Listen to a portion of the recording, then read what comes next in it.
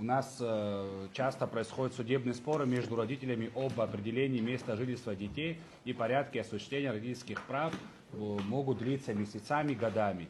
И, значит, нету четкого судебного предписания, зачастую один из родителей полностью изолирует ребенка от второго родителя, скрывает его местонахождение, там увозит в неизвестном направлении. И действующее законодательство не представляет суду оперативного механизма для временного урегулирования ситуации на период самого процесса, а также не предусматривает эффективной ответственности за создание препятствий в общении с ребенком. При этом, значит, закон вводит защитный фильтр, значит, требуется заключение органа опеки, учет мнения ребенка, а также приоритет сохранения фактического места жительства ребенка, если резкое изменение навредит его, значит, интересам.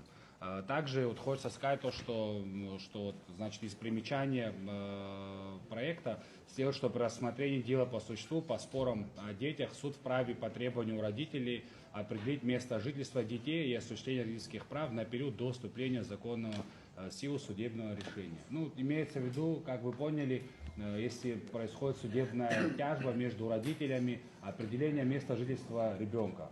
В законодательстве четкого механизма регулирования этого вопроса нету, поэтому вы знаете, на практике очень много таких, значит, случаев, поэтому мы вводим механизм, который регулирует, значит, эти взаимоотношения.